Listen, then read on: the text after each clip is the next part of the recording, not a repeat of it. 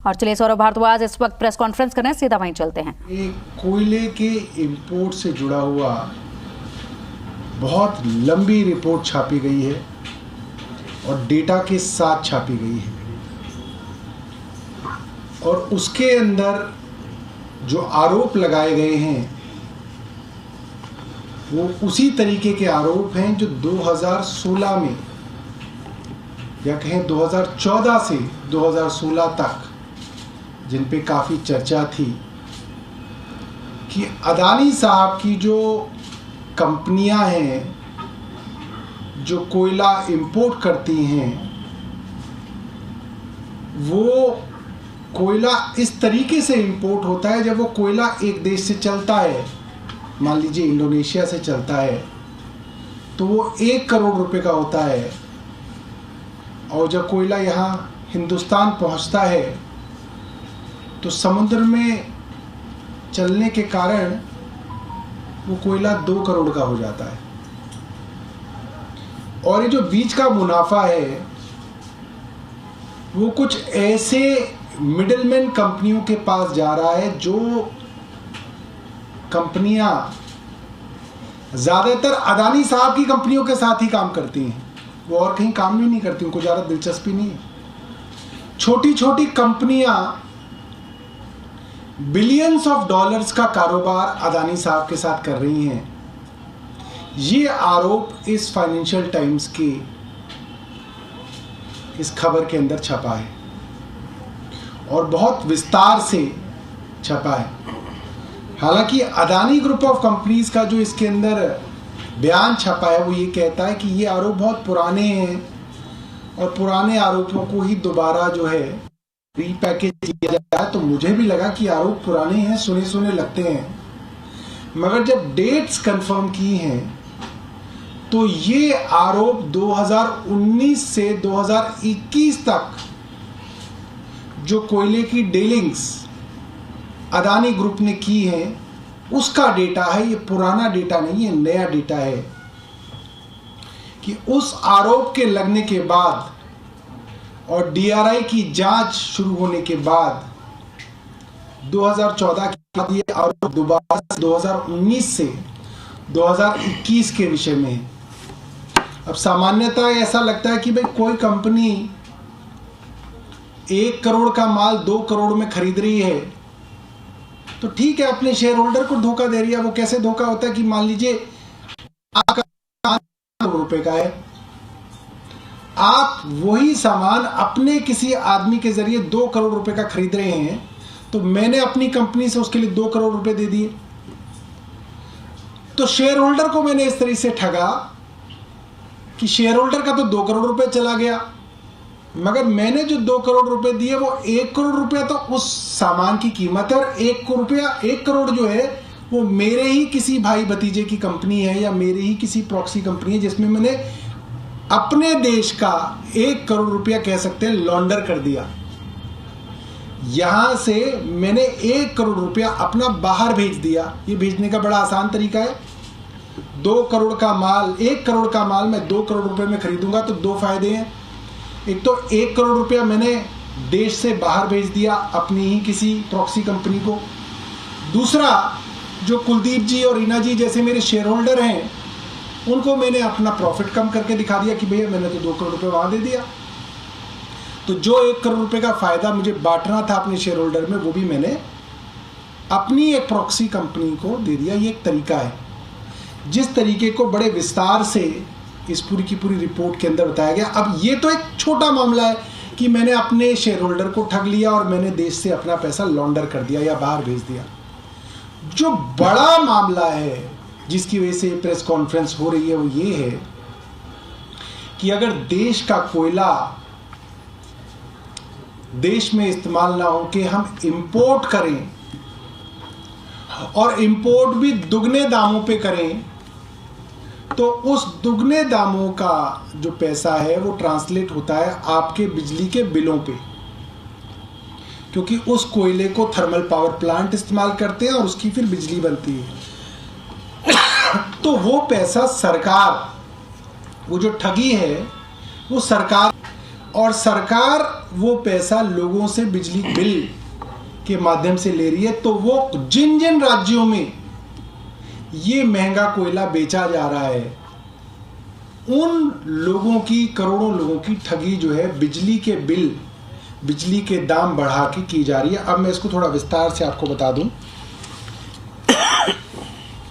अदानी साहब के पिछले 2 साल के रिकॉर्ड इन्होंने निकाले, खंगाले कि भाई ये कहां कहां से जो है कोयला जो है इंपोर्ट करते हैं।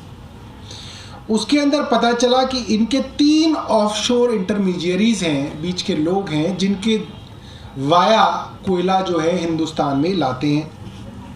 एक ताइवान में है, एक दुबई में है, एक सिंगापुर में है, जिनसे इन 2 सालों में इन्होंने करीब $5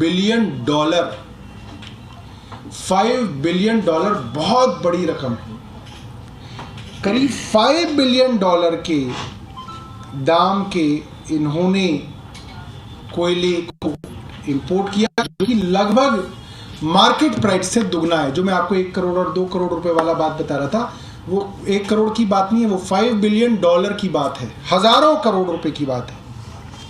अब उसके अंदर इस रिपोर्ट के अंदर इन्होंने देखा कि एक जो कंपनी है वो एक ताइवानीज बिजनेसमैन की है, और वो जो ताइवानीज बिजनेसमैन है उनका नाम बड़ा जाना माना है, और वो नाम पहले भी हिंडनबर्ग रिपोर्ट के अंदर आया था कि वो हैं जिनके पास अदानी साहब के बहुत सारे शेयर हैं। उनका नाम है शैन, मैं उनका नाम बताऊंगा, एक ताइवानीज नाम है, अभी आगे रिपोर्ट के अंदर उसका नाम आएगा। तो उनकी कंपनी के जरिए 2019 से लेकर 2021 तक के 30 शिपमेंट्स की जानकारी अखबार ने जुटाई, और उसके अंदर उन्होंने देखा कि जिन दामों पे ये कोयला आ रहा है वो 2 तरीके से दाम अखबार जुटाए।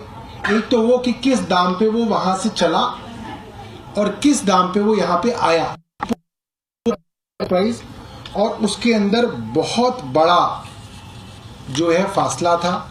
यानी कि ये पैसा एक इंटरमीडियरी जो है ले रहा है।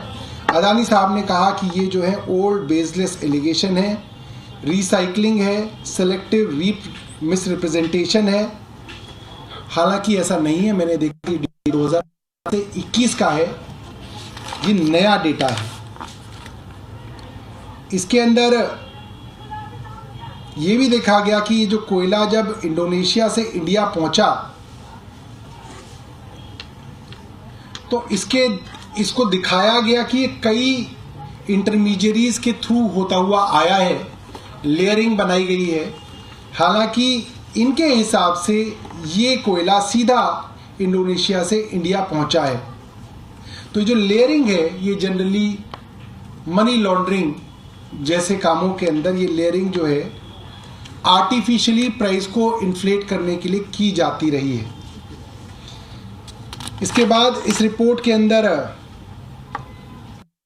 एक और का इन्होंने जिक्र किया, जैसे 2019 में एक शिप